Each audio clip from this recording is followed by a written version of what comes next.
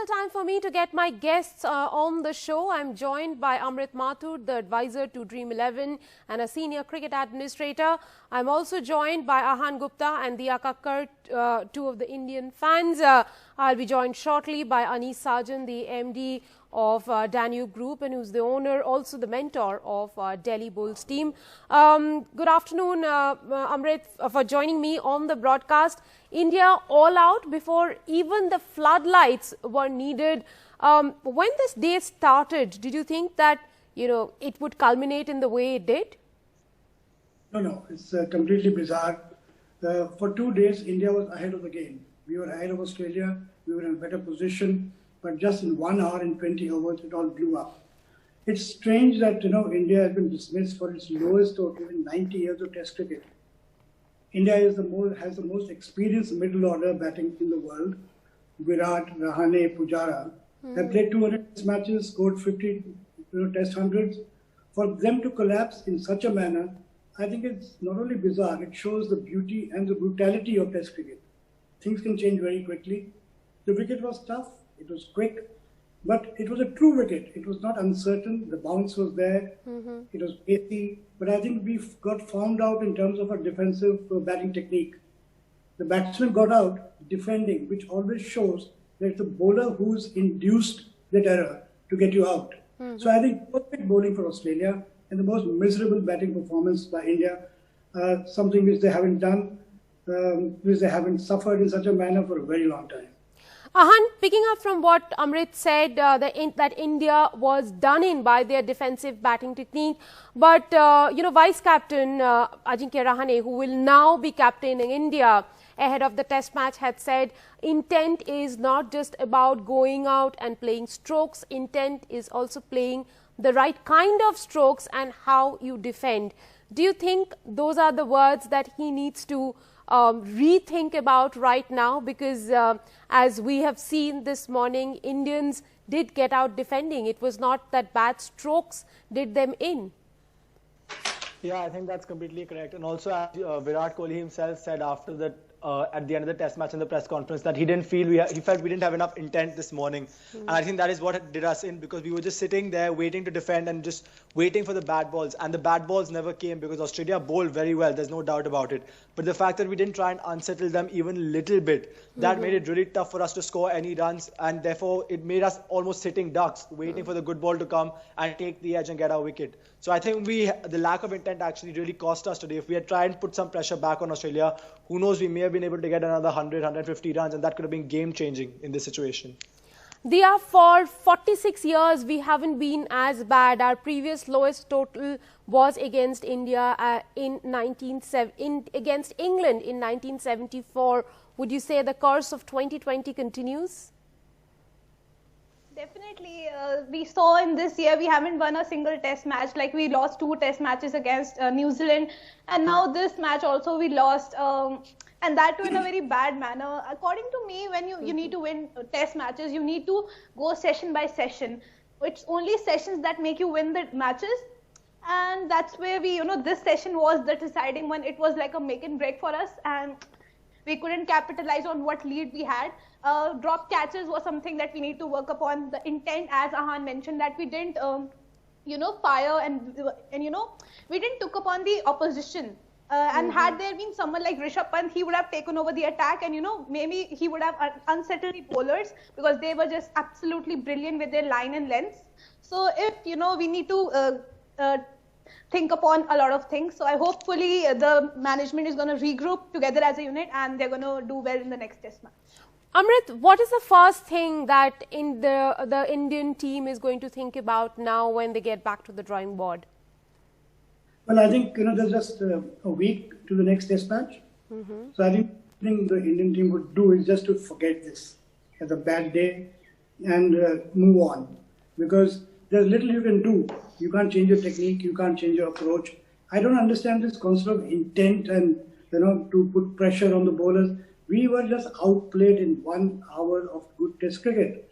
And going into the next match, don't forget, India will be scarred psychologically, because this is not just a defeat, this is demolition. Second, you'll play the second Test match with a weaker side technically. because Virat is not there. And you don't know about Shami. So maybe the 11 you put on the park would not be as strong as you did in the Adelaide Test. So it's going to be a tough series for India to come back, to climb back into the matches and be competitive. So it's really tough, and it just needs a huge effort from the batsmen to put runs on the board. Ahan, before the test match, we were talking about the Australian batting order, the fact that, they couldn't put out the best 11 on the park in the absence of perhaps David Warner and Will Pucovski, who had a concussion issue. This did not look like a top-class Australian batting side. So, mediocre Australian side versus a full-length Indian, batting contingent today. The fact that they crumbled, the fact that they gave in, would you say that hurts the most? Yeah, I think that's spot on. What hurts the most is the fact that we had this game. We had this game in our grasp at a number of different situations.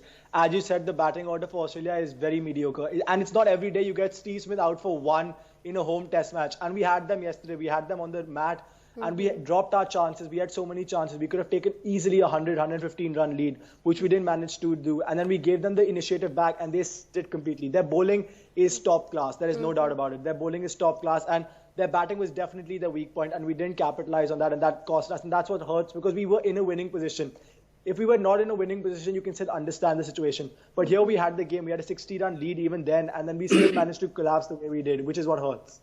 Amrit, you spoke about mental scars. What does one really do at this point to overcome those mental scars and play a match that's just 7 days away? Listen, I think it's for the management, for the coach, and the senior players to tell everybody that just because of a day's bad performance, you don't become bad players. Pujara, Rahane, even KL Rahul, the bowlers have all succeeded in the past. They've done well. So I think it's time to look back and to take strength from your positives and your achievements in the past and go into the match with as much confidence as you can. I know it's not easy because 36 is really the lowest you can go. But there's nothing else you can do. It's just a week to the next test match. You can't really make major changes in the team. And your top player is missing. So I think it's for the batsmen to step up, make those runs, because bowling performed well. India was ahead of Australia, having got them out in the first inning, taking a lead in the game. So it's for the batsmen to really rise to the occasion, and for Rahane, Pujara to actually go occupy the crease and make those runs. Amrit, would you say, performances like these ones really magnify technical flaws, and the players will go back and play the replays over and over again and see where exactly was the flaw and where exactly they can, what are the holes they can plug? No, surely, that analysis is done. I'm sure the coach and the batting consultant, the fielding coach, etc., will all work on what went wrong in this game, analyze it, present it to the players, offer them options. All that will happen.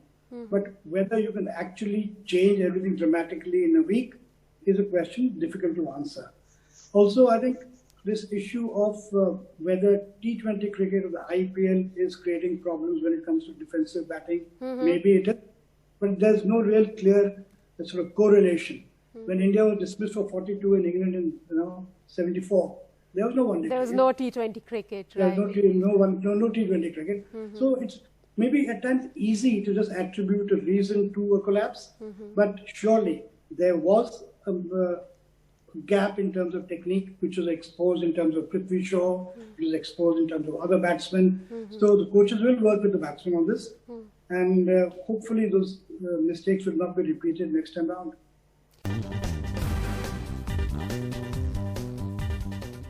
Welcome back. Well, we are discussing how India had a magnificent meltdown in Adelaide. They lost by 8 wickets. How? Because the Indians were shot out for 36 runs on the morning of the third day in Adelaide. In fact, Australia had conceded a 53-run lead to India. they came back and won this test match. I have still with me Amrit Mathur, Diya Kakkar and Ahan Gupta. Amrit, talking about positives, could you say what were the positives from this test match? Well, for me, there were three positives. First, Virat Kohli. His first innings was an innings of great application, great skill. And if you consider the context of the match, his 70-odd was a brilliant innings. Number two, very good seam bowling by India. We had Australia on the ropes, dismissed the top order, but then later they stretched their innings to about 180. But I thought our seam bowling was very incisive, asked awkward questions and exposed the top order of the Australians, which actually depends on only two test batsmen, which is Labuschagne and Steve Smith. Otherwise, they have own problems. So I think the second positive was very good seam bowling by India. The third being Ashwin. Now, he took 4 wickets. He asked questions on a wicket which was not suited to him, and he bowled exceptionally well. So I think that's a very good sign for India that even if your pace bowling doesn't deliver, you have somebody like Ashwin with almost 380 test wickets to come in. So 3 positives.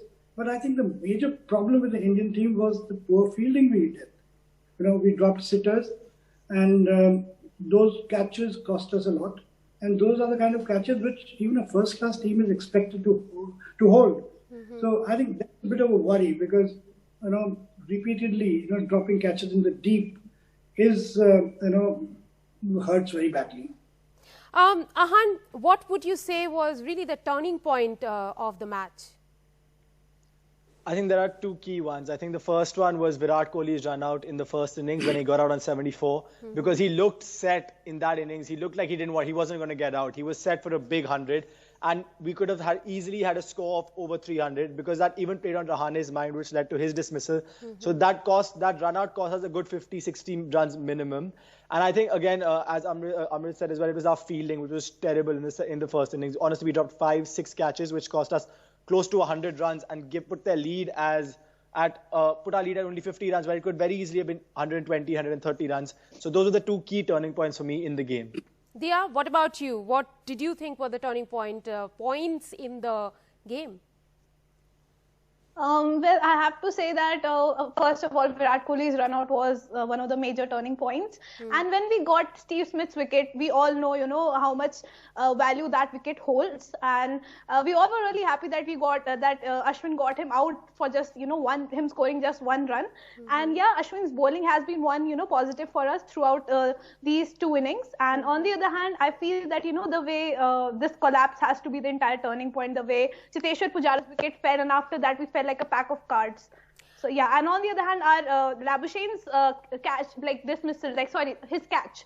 Right, his drop. So that was one turning point according to me. So these were the few turning points that cost us the match. Marnus Labuschagne was dropped yesterday.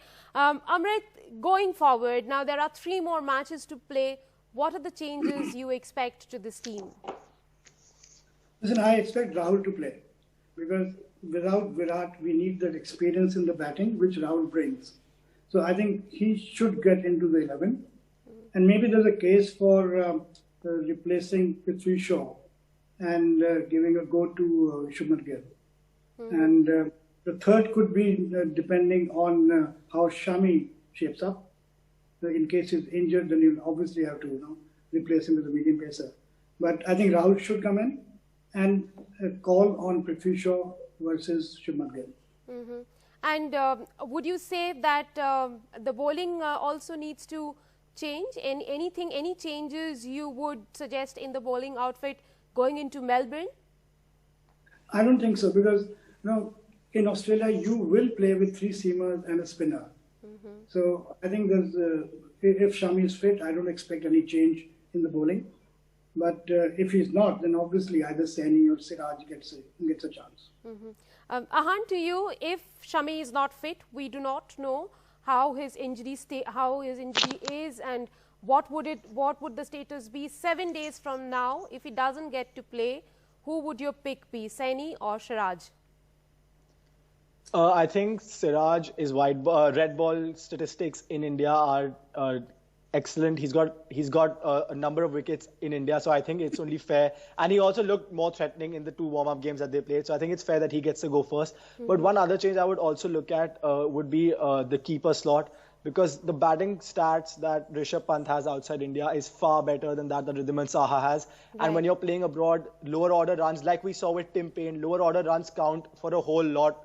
Like he scored a 70, which honestly that was a very important innings in the context of the game, and we don't get that with Saha. His average in Sena countries before this Test match was 14 compared to Pant. So I think that is one change I would look at for sure. Right, and perhaps the bravery of the Indian batsmen in Melbourne is what is going to count against a relentless Australian attack. Thank you very much, Amrit. Thank you, Ahan and Dia, for joining me on the broadcast. That's all we could pack into this edition of Turning Point. We will come back to you for the second test between India and Australia in Melbourne.